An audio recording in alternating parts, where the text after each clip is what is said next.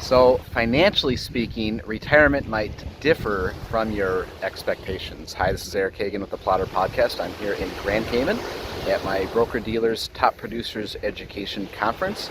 Got to bring my wife and our baby along with us. You can see her here. She's obviously having a hard time relaxing. And we're having just a great time. The turquoise water down here is just incredible. If you're watching this on YouTube or Facebook, you can see it is just awesome. Weather's been fantastic. A lot of sun yesterday, some clouds today, some rain, actually some hit or miss rain, but it kind of blows through quickly. You know, back home in Minnesota, fall has just arrived, so we've been watching the weather forecast closely as this trip has been approaching. And just as few weathercasters can accurately predict even a month's worth of temperatures and storms, few retirees find their financial futures playing out as precisely as they assumed. And because of this, some common financial assumptions and anxieties about retirement are worth examining. As I mentioned in the last episode in Miami, I wanted to check in with you here in Grand Cayman. So I will cue the intro and then we will dive right into today's episode. Hi, this is Eric Hagen. Would you like to know the secret to prosperity? Well, the good news is I have the answer. The bad news is it's not any one thing. The secret to prosperity is in every decision you make. The Bible calls it steady plotting. I call it common sense. Join me on this podcast as I try to inspire you to make your next financial decision and the one after that a good one. So, have you ever made plans that didn't quite go as expected? Well, the same holds true for retirement. In this episode, we're going to look at the difference between assumption and reality.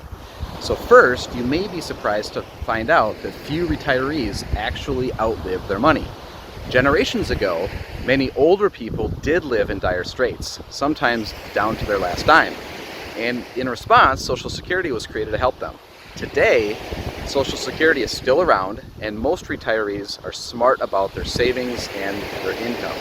They avoid reckless spending, and if they do need to live on less at a certain point, they do.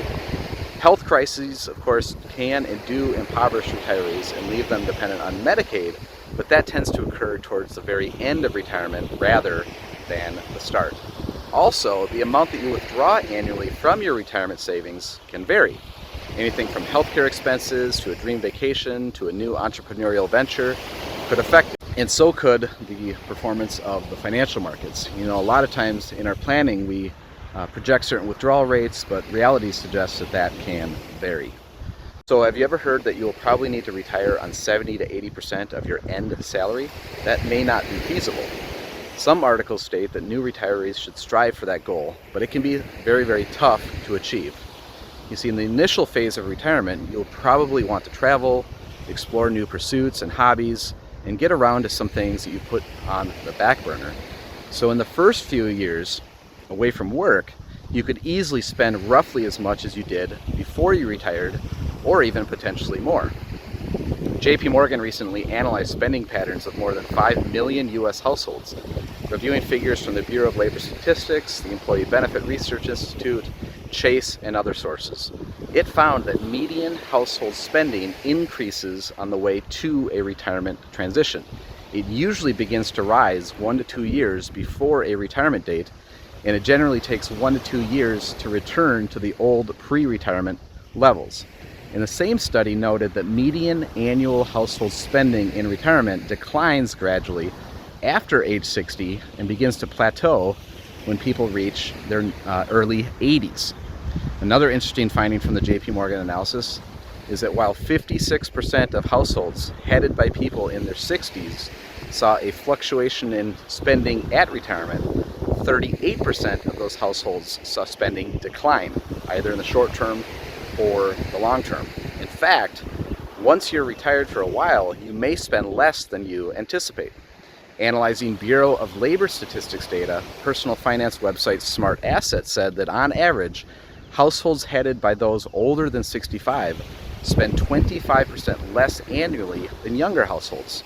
This is a difference of more than $15,000.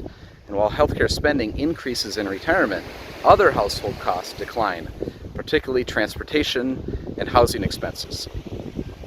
And what about the timing of your retirement? You may end up retiring before you think you will. Most people retire closer to age 60 than age 70. According to Gallup, the average retirement age in this country is 61. You could find yourself claiming Social Security earlier than you planned, if only to avert drawing down your retirement savings too quickly. And lastly, you may be surprised at your quality of life. Relatively speaking, American retirees seem to have it pretty good. ING, the global banking giant, surveyed retirees in 15 countries on both sides of the Atlantic and asked them if they agreed with the following statement. In retirement, my income and financial position let me enjoy the same standard of living that I had when working. 47% of American retirees indicated that was true for them, compared to 14% in France and 26% in Germany. Your retirement may differ slightly or even greatly from the retirement that you have imagined. Fortunately, it may be possible to adjust both your retirement plan and your retirement income strategy in response. If you have questions about today's episode, please don't hesitate to reach out. And with that water out there is calling my name. So that's it for today. I'll look for you next time. Hey, this is Eric again. I want to thank you for taking a few minutes with me here today. Did you find value in today's message? If so, please help me help others and share it. Want more ideas for making the most of your financial future? There are a lot of ways, and I'd love to help. Be sure to subscribe here and then go visit me online at www.erichagen.pro. I hope to see you around.